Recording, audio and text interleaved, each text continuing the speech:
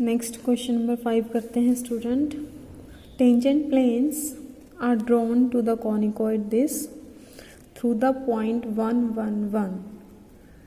Tangent plane इस conicoid पर draw कर रखे हैं और वो प्लेन किससे पास कर रहे हैं 1 1 1। तो स्टूडेंट पहले हम एनी प्लेन लिखते हैं जो इस पॉइंट से पास होगा और फिर उस पर कंडीशन ऑफ टेंजेंसी लगा देते हैं तो वो आ जाएगा tangent plane passing through the point 1 1 1। तो सबसे पहले लिखा है any plane through the point 1 1 1 is क्या है L x minus 1 M y minus 1 N z minus 1 equal to 0। मैं आपको बता देती हूँ।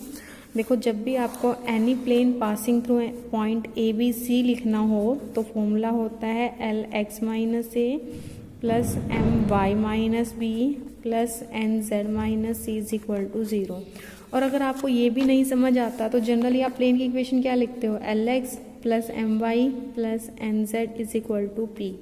ठीक है, प्लेन अगर ए बी सी से पास हो रहा है तो पॉइंट इसको सेटिस्फाई करेगा, सेटिस्फाई पुट करेगा तो आप लिख सकते हो L A plus M B plus N C is equal to P. अब ये पी की वैल्यू आप यहाँ पुट कर दो, इसमें पुट कर दो। ठीक है, इस पी की जगह पुट कर दो तो आएगा L X plus M Y plus N Z is equal to L A plus M B plus N सी।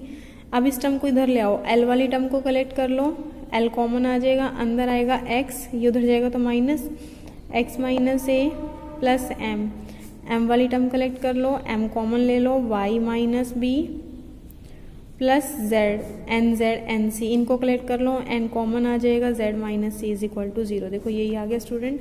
तो आपको एक फॉर्मूले की तरह याद रखना है, कोई भी प्लेन ए बी सी से अगर पास हो रहा हो तो उसका फॉर्मूला होता है एल एक्स माइनस ए plus M y minus B plus N z minus सी।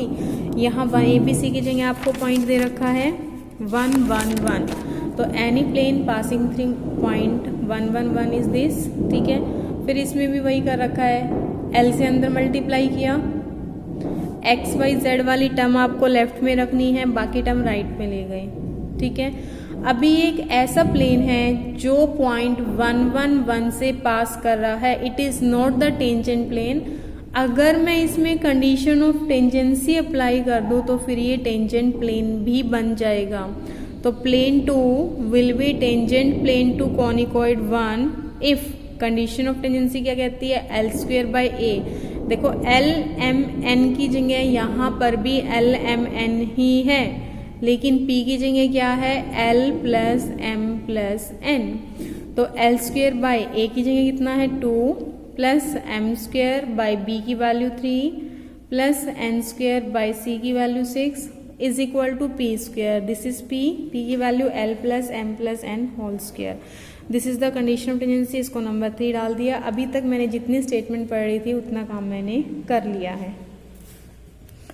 उसके बाद देखो क्या है, find the equation of cone generated by perpendicular from origin to these tangent plane. Origin से जो हमने अभी प्लेन लिखा है, देखो ये प्लेन आपके पास कंडीशन ऑफ टेंजेंसी लगाने के बाद टेंजेंट प्लेन बन गया, this is the tangent plane. फिर एक परपेंडिकुलर ड्रॉ किया टेंजेंट से इस प्लेन के ऊपर। ठीक है, सॉरी मैंने शायद कुछ गलत बोल दिया। एक परपेंडिकुलर ड्रॉ किया ओरिजिन से लेकर इस टेंजेंट प्लेन पर हमने एक परपेंडिकुलर ड्रॉ किया। आपने जो परपेंडिकुलर ड्रॉ किया है उसका लोकस आपको निकालना, आपको ये बताना है कि वो परपेंडिकुलर एक कोन को जनरेट करता है। देखो परपेंडिकुलर कोई भी लाइन मूव करती है, मान लो अगर ये मेरे पास एक लाइन है, इस लाइन को अगर मैं ऐसे ऐसे ऐसे मूव करवा दूँ तो ये सिलेंडर बन जाएगा। और ये लाइन है, देखो पॉइंट, ये जो पेन की जो नोक है इसको फिक्स रखो और नीचे से इसको ऐसे रोटेट करवाओ। सिर्फ नीचे से अगर मैं रोटेट करवाती हूँ तो क्या बन जाता है, कॉन बन जाता है। इट मीन्स लाइन है, लाइन जैसे जैसे मूव करती है, मूव करने का मतलब उसका लोकस। ठीक है, लोकस क्या होता है, path traced by a particle. तो लोकस का मतलब जैसे जैसे लाइन मूव करती है वो फिगर। आपको ये बताना है कि जो वो लाइन है जो परपेंडिकुलर है वो एक कोन जनरेट करता है, यानी कि मैं क्या बताऊंगी कि जो परपेंडिकुलर है लाइन है उसका लोकस क्या आना चाहिए, कोन आना चाहिए। तो फाइंड द इक्वेशन ऑफ कोन, और उस कोन की इक्वेशन आपको फाइंड आउट करनी है।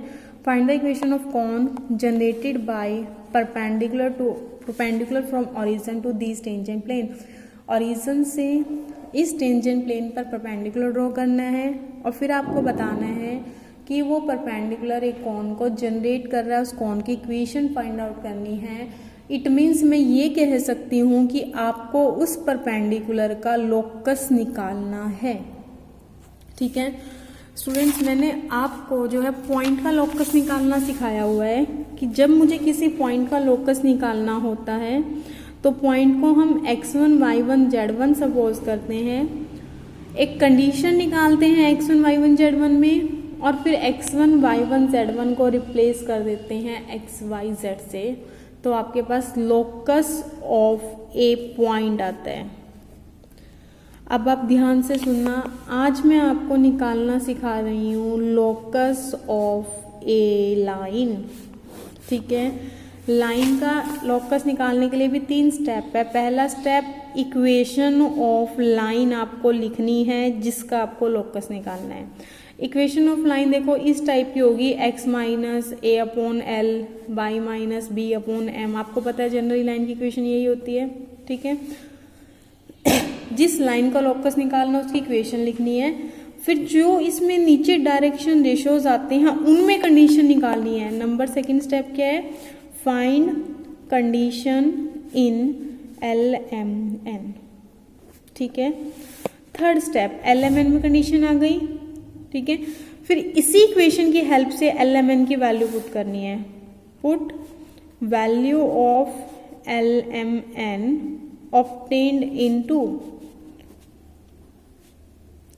देखो इस स्टेप के अंदर जो भी आपके पास कंडीशन आई है उस कंडीशन में हमें किसकी वैल्यू पुट करनी है, LMN की, विद द हेल्प ऑफ, किसकी हेल्प से करनी है, सपोज इसको मैंने लैम्डा मान लिया तो यहाँ से L की वैल्यू निकाल लो।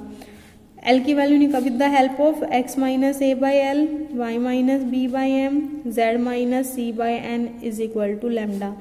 यहाँ से L की वैल्यू निकालो, x minus A by lambda, m की value y minus B by lambda, n की value z minus C by lambda. जब आप LMN की वैल्यू यहाँ पुट करोगे जो सेकेंड इक्वेशन में कंडीशन आई थी तो आपके पास लोकस ऑफ ए लाइन निकल आएगा। मैं फिर से रिपीट कर रही हूँ और आज के बाद दोबारा कभी नहीं बताऊँगी, आपको ध्यान रखना होगा और बहुत जगह हम इसको यूज़ भी करेंगे। जब भी किसी लाइन का लोकस निकालना हो, लाइन की इक्वेशन आप लिख लो, नीचे लाइन के नीचे जो डायरेक्शन रेशियोज LMN आते हैं सेकंड स्टेप में उसमें एक कंडीशन निकाल लो। कंडीशन का मतलब उसमें सिर्फ LMN हो या फिर कांस्टेंट हो। थर्ड स्टेप में LMN को पुट करना है, LMN को एलिमिनेट करना है with the help of line. कैसे करना है आपको क्वेश्चन में समझ आ जाएगा। ठीक है स्टूडेंट्स, तो आपको क्या करना है, perpendicular from origin to tangent plane है, पहले तो उस परपेंडिकुलर की इक्वेशन लिखते हैं। पहला स्टेप है to write the equation of perpendicular. ठीक है, परपेंडिकुलर मतलब एक लाइन की इक्वेशन लिखनी है, और जब एक लाइन की इक्वेशन आपको लिखनी होती है तो 2 चीज़ें आपको चाहिए, एक तो पॉइंट और एक डायरेक्शन रेशियोज। क्योंकि जनरली लाइन की इक्वेशन लिखते हो x minus x1 by L is equal to y minus y1 by M is equal to z minus z1 by M. अब देखो लिखते हैं equation of perpendicular from origin.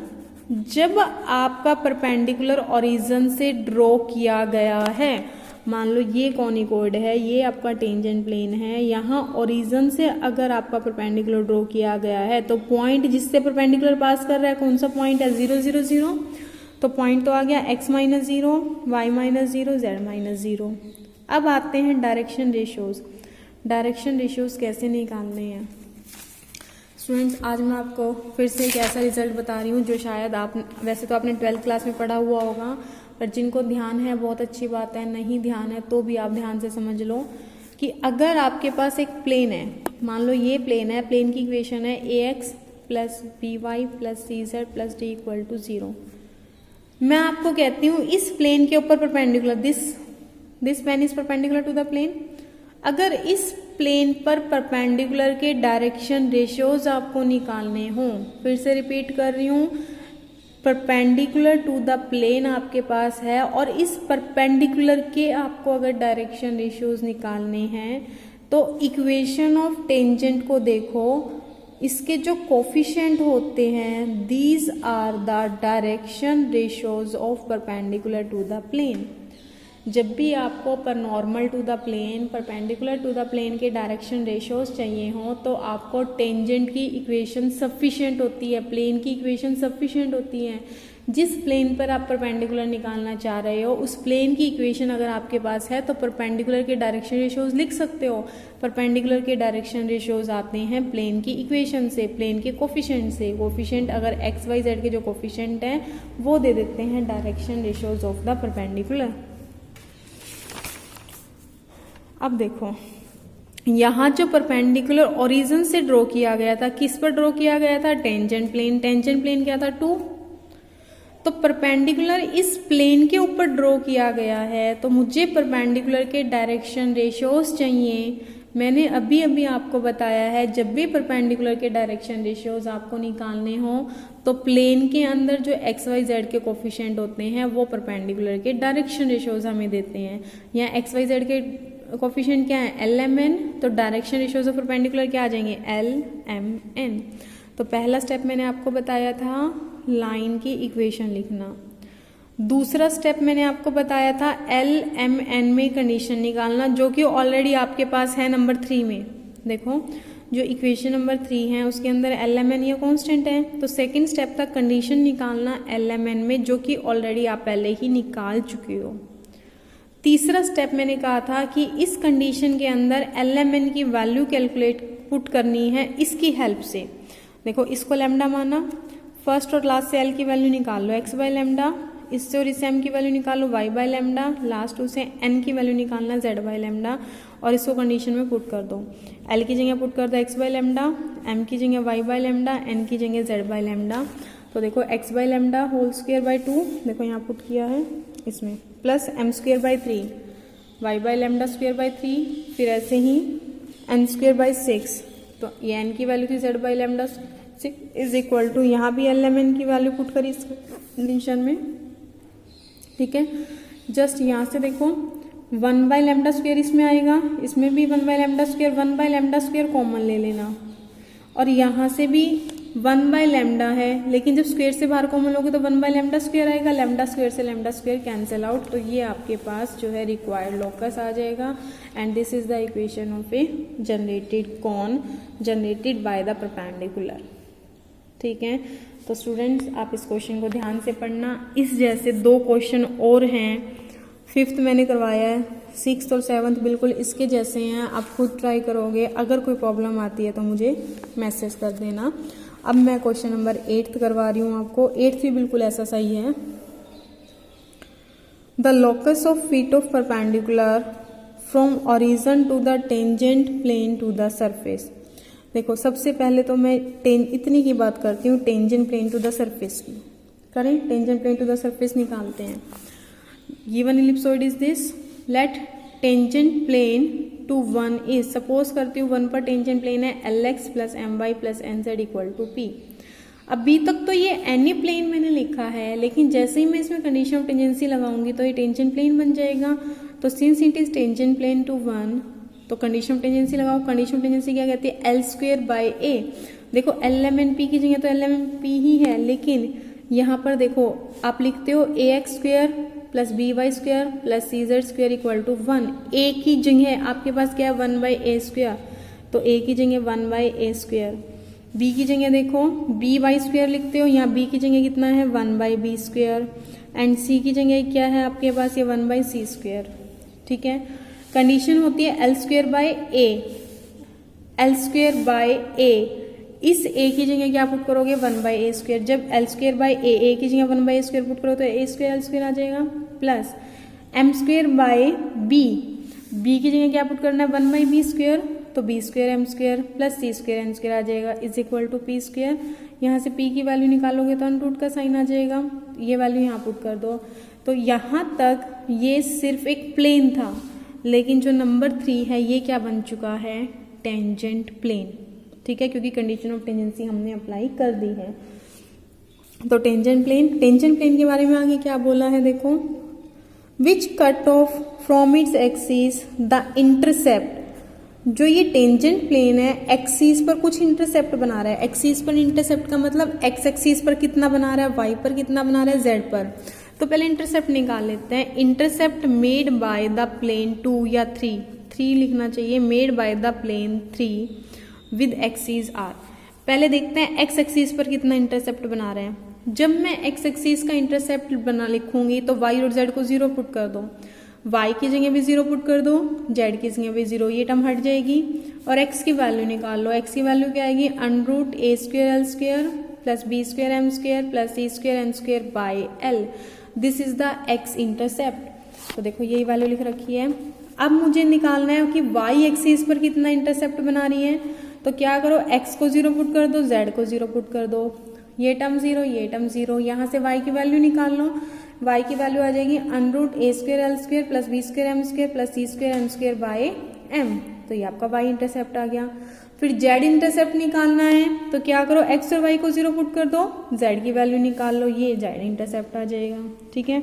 Intercept के बारे में क्या बोला है, सम ऑफ हुज रेसिप्रोकल, मतलब पहले रेसिप्रोकल करो फिर उसका सम करो। देखो इसका रेसिप्रोकल किया L अपॉन दिस टर्म, इसका reciprocal M upon this term, इसका reciprocal N upon this term, फिर उसका क्या करना था, सम, तो सम का साइन लगा दिया। Sum of whose reciprocal is equal to a constant 1/k। आपको क्या दे रखा है, it is equal to 1/k। LCM लिया तो टर्म आ गई L plus M plus N upon √ this term is equal to 1/k। फिर क्रॉस मल्टीप्लाई किया स्क्वेयरिंग की, तो इस टर्म को नंबर दे दिया 4, ठीक है। उसके बाद लोकस को छोड़ो, फिर उसने क्या बोला था, perpendicular from origin to tangent plane. अब हम लिखते हैं एक परपेंडिकुलर की इक्वेशन जो ओरिजिन से लेकर टेंजेंट प्लेन पर हो। Equation of perpendicular from origin to tangent plane. Perpendicular means एक लाइन है, लाइन के लिए आपको चाहिए पॉइंट और डायरेक्शन रेशियोज। परपेंडिकुलर ओरिजिन से डाला है मीन्स ओरिजिन से पास कर रहे हैं, तो पॉइंट तो आपको मिल गया x-0, y-0, z-0, और चाहिए डायरेक्शन रेशियोज। अब ये देखो परपेंडिकुलर किस प्लेन पर है, टेंजेंट प्लेन पर, तो जिस प्लेन पर परपेंडिकुलर होता है उस प्लेन के x, y, z के कोफिशिएंट दे देते हैं डायरेक्शन रेशियोज। अब देखो टेंजेंट प्लेन क्या था आपका, टेंजेंट प्लेन ये था, इसके x, y, z के कोफिशिएंट क्या है, LMN, यहाँ से डायरेक्शन रेशियोज आ गए LMN, ठीक है। अब स्टेटमेंट पे आओ, आपको क्या निकालना था, locus of feet of perpendicular. Feet का मतलब एक पॉइंट। अब आपको पता है जब भी किसी पॉइंट का लोकस निकालना होता है उसको सपोज करते हैं x1 y1 z1 में, फिर कंडीशन निकालते हैं x1 y1 z1 में, फिर रिप्लेस करते हैं x y z से। तो पहला काम है क्या सपोज किया, let x1 y1 z1 be the feet of perpendicular, ठीक है। अब हमारा काम है कंडीशन निकालना x1 y1 z1 में।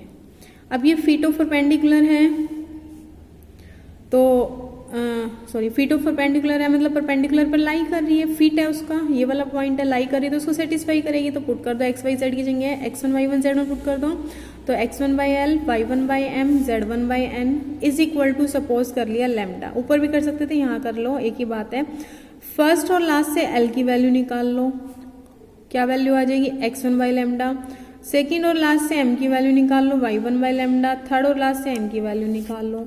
फिर देखो जो आपकी ये कंडीशन आई थी, इस कंडीशन में आप LMN पुट कर दो। आपके पास ये LMN आई है ना, x1 by lambda, y1 by lambda, z1 by lambda. इसको आप इस कंडीशन के अंदर LMN को पुट कर दो, तो देखो आपके पास ये इक्वेशन आ जाएगी। पुट करने के बाद फिर आप देखो यहाँ से 1 by लैम्डा कॉमन आ रहे हैं, लेकिन स्क्वायर से बाहर लोगे तो क्या आएगा, 1 by लैम्डा स्क्वायर। इसी तरह यहाँ से 1 by लैम्डा स्क्वायर कॉमन आ रहे हैं, वो 1 by lambda square 1 by lambda square cancel out हो जाएगा। ये बचेगा k square into x1 plus y1 plus z1 whole square is equal to a square x1 square plus b square y1 square plus c square z1 square. तो एक condition आ गई x1 y1 z1 में। फिर लिखोगे locus will be locus will be, locus के लिए क्या करोगे, x1 y1 z1 को रिप्लेस कर देना x y z से, तो that will be k square x plus Y plus Z whole square is equal to a square X square plus B square Y square plus C square Z square. और students आपकी जो है 9.1 exercise complete हो गई है। अगर कोई problem आती है आप मुझे मैसेज कर देना। मुझे अभी थोड़ा सा पैटर्न आपने देखा है मैंने चेंज किया है पढ़ाने का। अभी तक जो है मैं काम करवाती थी कि साथ साथ जो है लिखती थी, साथ साथ आपको समझाती थी, लेकिन ये 9.1 एक्सरसाइज का जो मेथड है इसमें मैंने पहले से ही आपके जो नोट्स बनाए हुए हैं सिर्फ आपको समझाया है। अगर आपको इस तरह से कोई प्रॉब्लम आती है तो आप मुझे मैसेज कर देना, क्योंकि देखो हमें सिलेबस भी करना है तो इस वजह से पैटर्न थोड़ा मैंने चेंज किया है।